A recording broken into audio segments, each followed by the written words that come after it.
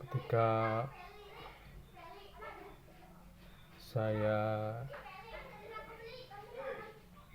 di semester 5 tahun 89, saya waktu itu kuliah di IAIN, jurusan Teologi Filsafat. Nah, di tahun itu, tahun 89, ketika semester 5, saya termasuk punya pengalaman, yakni bertemu Gus Dur, yang saat itu tentu saja belum buta. Dia naik kendaraan sendiri, dan ketika turun dari kendaraan, saya salami. Beliau menyapa, bicara dengan saya, yang sampai saat ini saya ingat kata-katanya. Yang saya tafsirkan kata-katanya adalah, di mana bumi dipijak, di situ langit dijunjung. Dan terus mencari pengetahuan. Al-hikmatu dolatul mu'min. Hikmah itu seperti barang orang Islam yang hilang, di mana saja dia temukan, hendaklah dia ambil.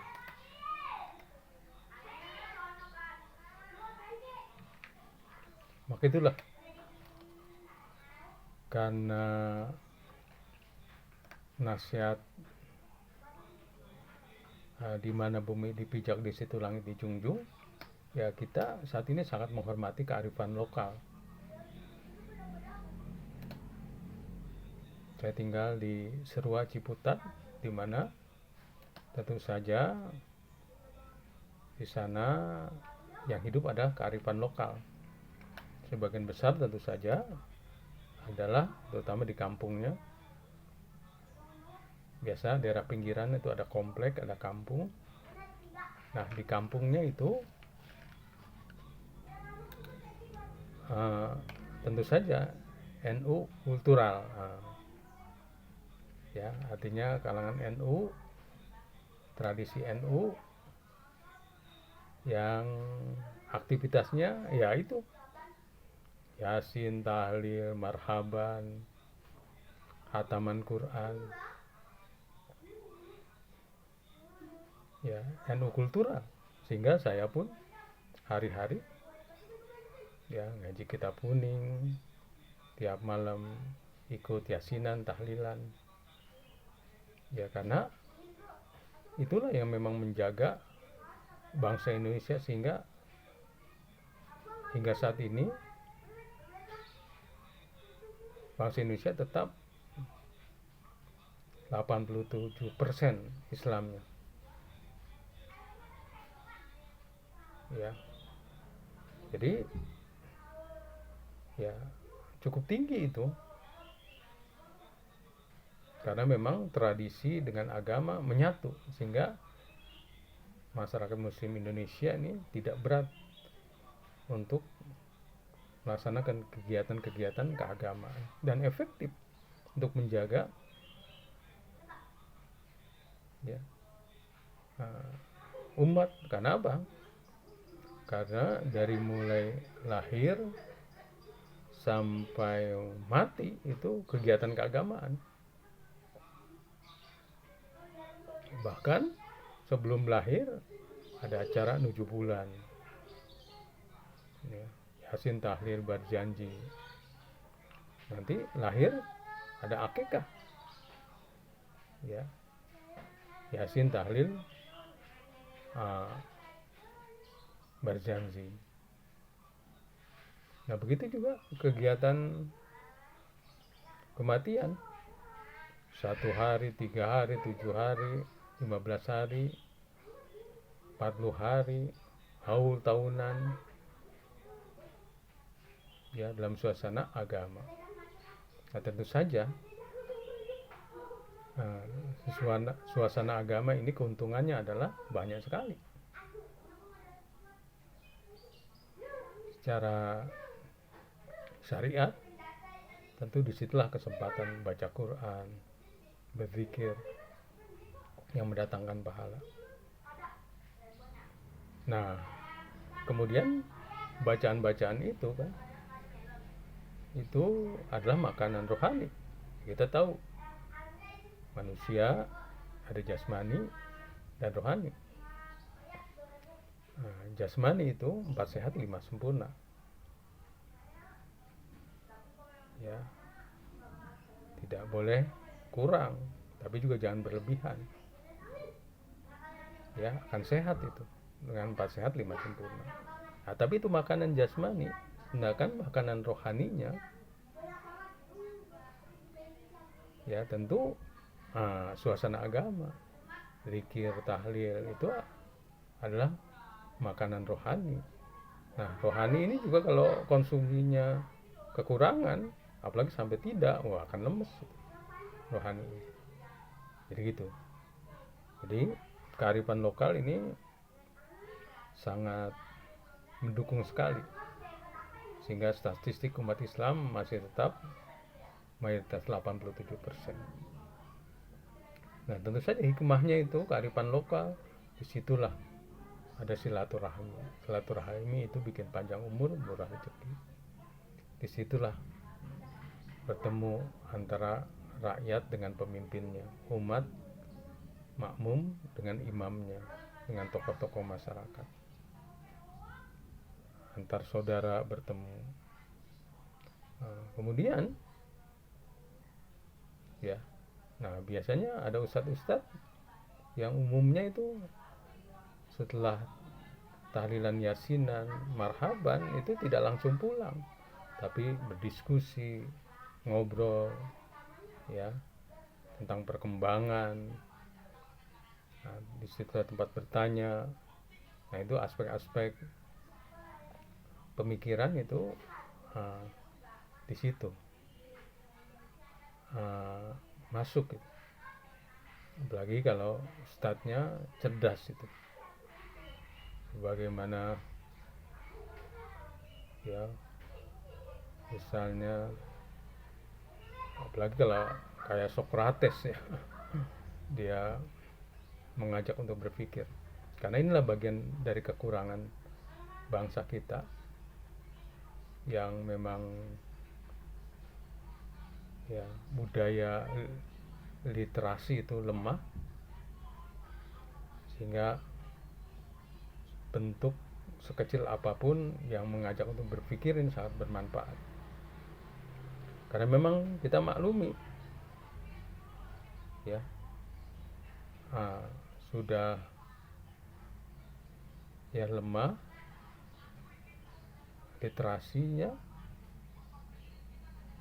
ya budaya membaca itu datang lagi ya, era medsos ini yang akhirnya buku itu terpinggirkan, toko-toko buku tutup ya, dan orang sekarang sudah tidak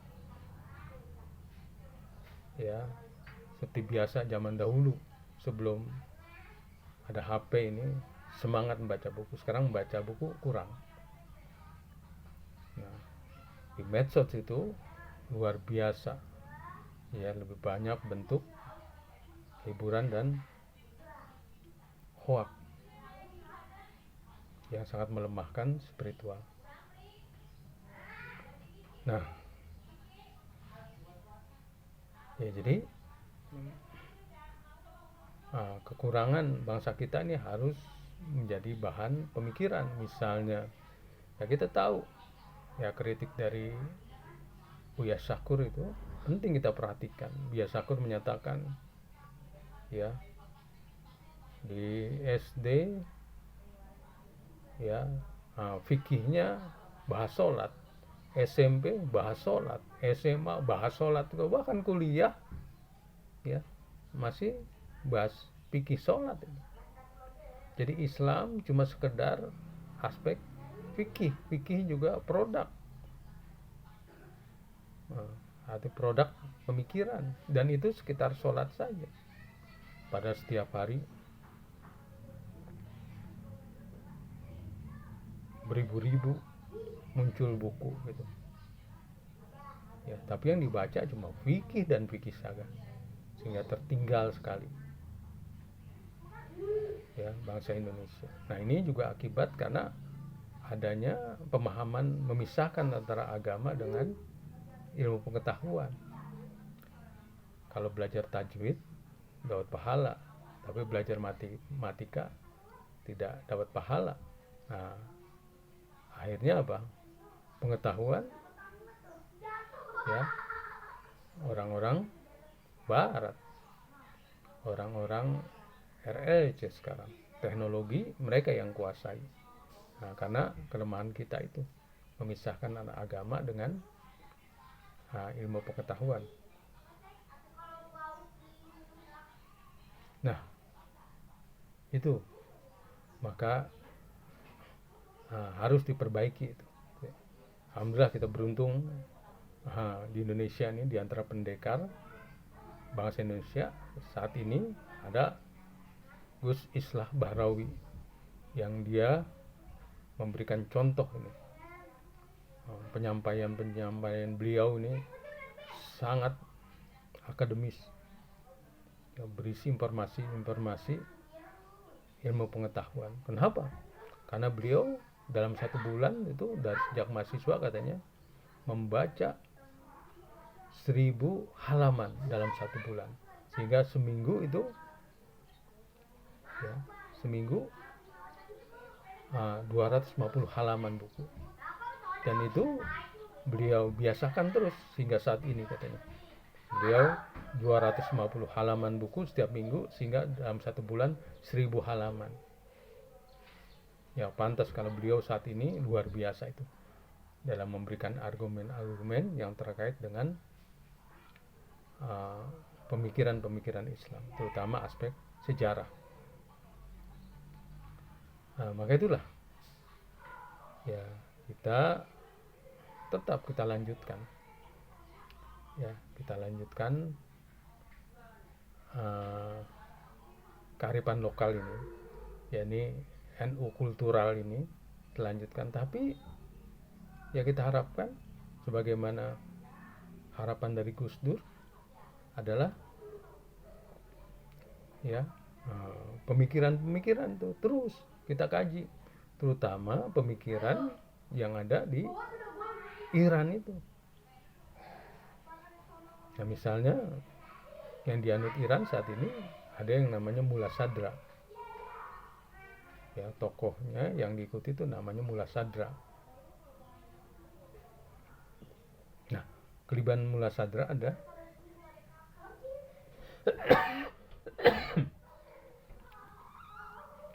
dia bisa memadukan antara syariat, spiritual, dan pemikiran. Nah, maka bangsa Indonesia pun ketika dia bisa memadukan antara syariat, spiritual, dan pemikiran, maka Indonesia pun akan menjadi ya kekuatan yang ada di dunia ini.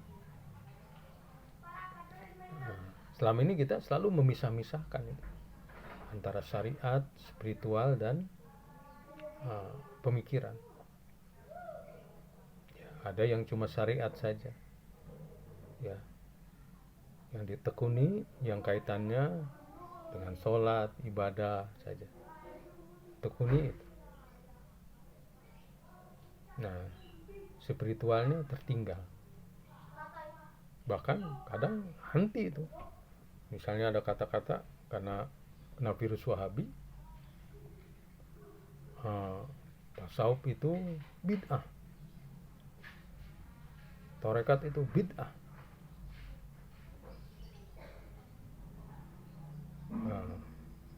Ini ya yang menyebabkan mereka Wahabisme itu tidak punya hati, karena spiritual disisihkan. Padahal spiritual itu ya terkait dengan kebersihan hati, kebersihan diri, juga tadi kasih sayang. Spiritual itu selalu menekankan tentang kasih sayang.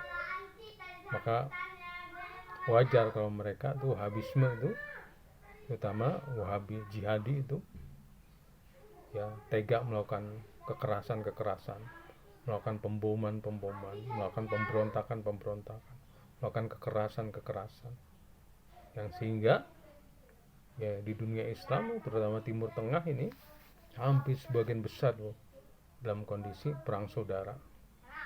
Karena apa? Tadi itu.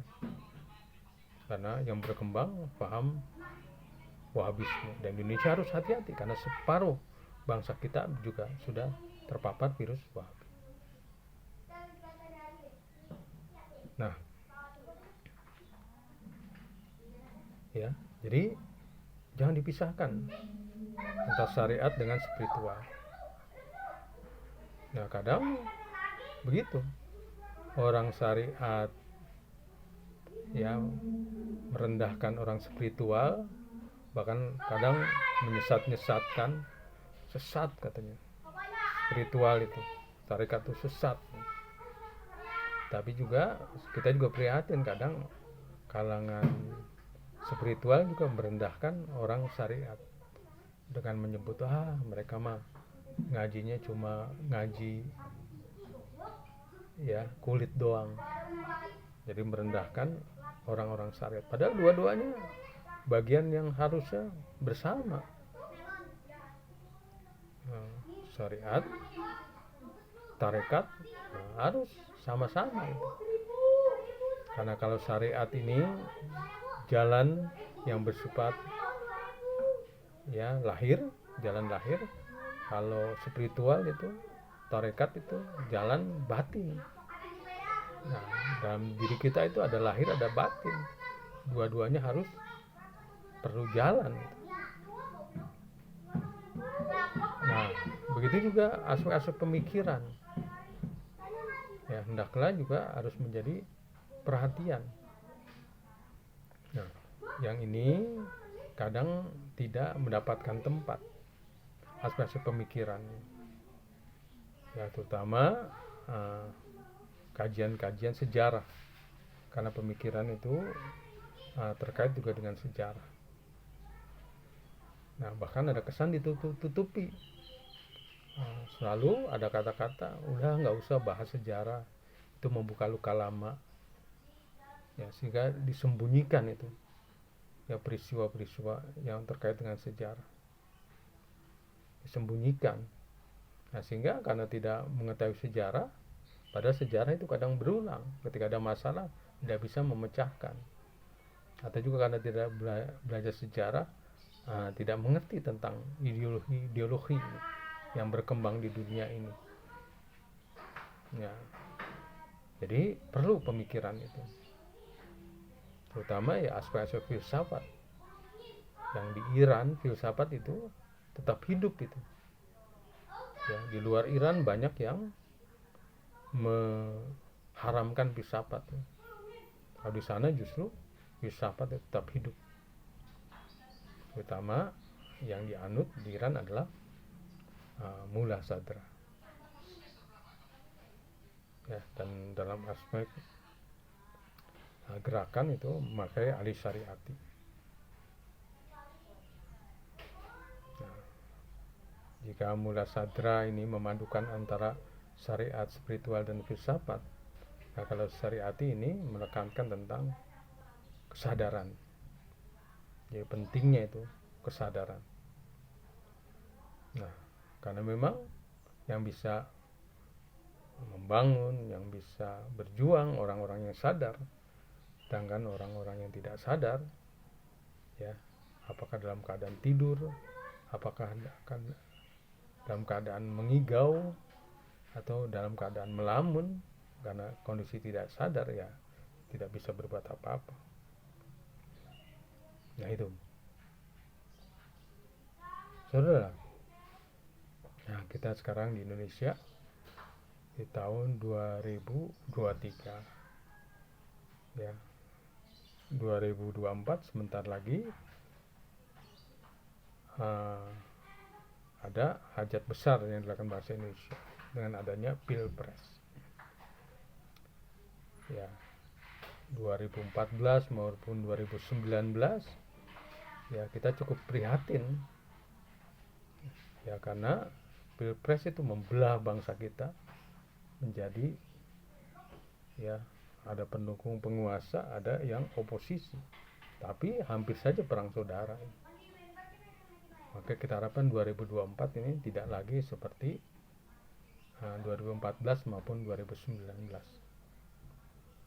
ya, dengan ya kesepakatan sering ya dimukakan oleh tokoh-tokoh ya, sumber bahaya itu ketika apa yang disebut politik identitas.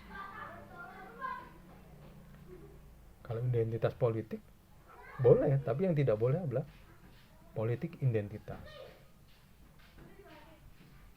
Ya, kalau identitas politik tidak ada masalah. Memang semua orang pasti punya identitas. Ya, identitasnya Jawa, identitasnya Sumatera, identitasnya Islam, identitasnya Kristen, tidak ada masalah. Karena memang ya kita dilahirkan dengan perbedaan. Ya, kita lahir sudah Allah tentukan ini memang beragam gitu. Dan boleh kita mengumumkan tentang identitas kita. Yang tidak boleh adalah politik identitas. Apa itu politik identitas? Politik identitas adalah menafikan nalar, menafikan akal sehat. Yang penting dari kelompok saya yang menang. Nah, itu disebut ya politik identitas. Ya.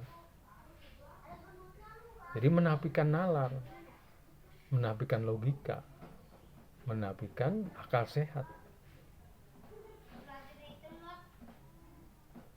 Nah, kalau nalar, logika, akal sehat adalah kita memilih pemimpin yang terbaik. Ya, pemimpin yang terbaik. Dari sekian yang ditampilkan, dari sekian calon, ya kita kan lihat rekam jejaknya. Kita lihat rekam jejaknya. Ya, kalau rekam jejaknya belepotan, ya pasti kita sisihkan dibandingkan yang lebih bersih. Nah, itu namanya menafikan politik identitas. Ya, kita lihat secara akal sehat.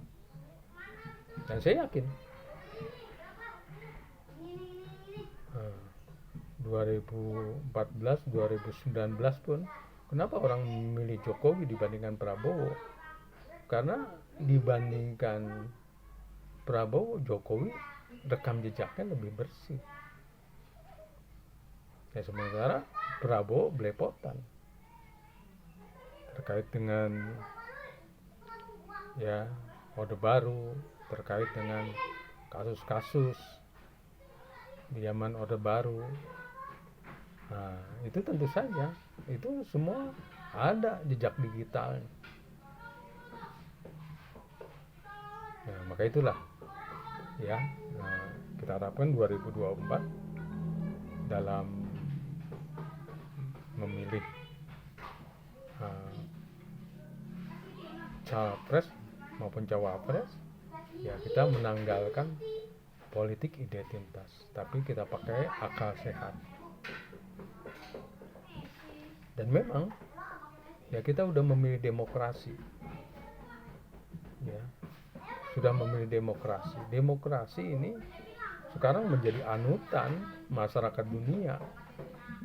Ya, sebagian besar masyarakat dunia pakai demokrasi, memilih pemimpin dengan diadakan pemilu. Ya, beberapa negara bentuknya kerajaan, tapi untuk memilih presiden memakai pemilu. Inggris kerajaan simbol saja, Malaysia kerajaan simbol saja, tapi untuk presidennya atau perdana menterinya dipilih. Nah ini kita udah memilih demokrasi, maka kita harus konsekuen. Kita mengambil demokrasi. Kenapa? Karena demokrasi siapa saja bisa dapat kesempatan menjadi presiden. Itu kelebihannya dibanding sistem kerajaan. Kalau sistem kerajaan ya cuma seturu-turu dia saja yang menjadi presiden, cuma keturunan dia saja. Nah, tapi dengan bentuk demokrasi siapa saja, mau anak petani, mau anak ya tukang kayu bisa jadi presiden. Nah begitu. Nah maka itulah sebentar lagi Pilpres ya 2024. Nah ini terus kita sambut dengan gembira sambil juga kita waspada karena separuh bangsa Indonesia ini sudah terpapar Wahabisme. Nah ciri Wahabisme adalah sesuai dengan ya memang kelahiran Wahabisme itu diciptakan faham untuk mempertahankan kerajaan di Saudi Arabia itu. Monarki di sana buat kepentingan monarki. Ya, yang saat itu ingin mendirikan monarki di Saudi Arabia. Maka dilawan pada saat itu kekuasaan yang sudah ada, terutama ya Turki. Ya. Kemudian ya Syarif dari keturunan Nabi yang menguasai wilayah Saudi Arabia pada saat itu. Nah, produk kerajaan ini yang dibawa ke Indonesia, misalnya di antara produk Wahabi itu, ya mereka nggak kenal demokrasi. Ya, monarki itu terwujud di Saudi Arabia hasil dari merebut dari Turki yang dibantu Inggris pada saat itu. Nah, ini nggak bisa diterapkan Indonesia, mau berkuasa dengan cara merebut, ingin berkuasa dengan cara ya bugot, ingin berkuasa dengan cara revolusi, nggak bisa. Kalau ingin berkuasa di Indonesia dibikin partai, diusulkan oleh partai atau tadi itu melalui mekanisme demokrasi, bikin partai jadi capres atau diusulkan oleh partai sehingga jadi capres lalu ikut pemilu terpilih. Nah begitu. Nah, sambil ayo kalau buat orang muda buatlah investasi yang terkait dengan jika ingin berkuasa. Ya, ada rekam jejak yang bersih. Nah, sehingga kalau rekam jejaknya bersih akan terpilih. Tapi kalau rekam jejaknya belepotan, banyak kasus-kasus, ya, apakah dia ketika berkuasa menjadi gubernur atau sebelumnya ada kasus-kasus, ya, jangan diharap, ya, dia bisa jadi presiden. Misalnya di antara ketua partai itu ada yang pernah pakai bini orang, dan itu termasuk ada di rekam jejaknya, itu jejak digitalnya ada, ya, dia pernah pakai bini orang. Nah yang model begini jangan harap ya, coba-coba nyapres jadi bulan-bulanan Anda nanti, ya.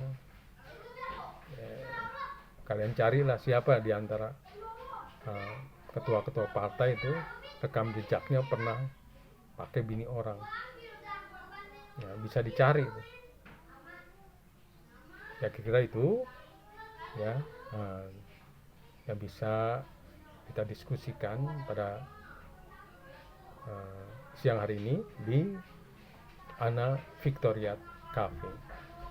Salam.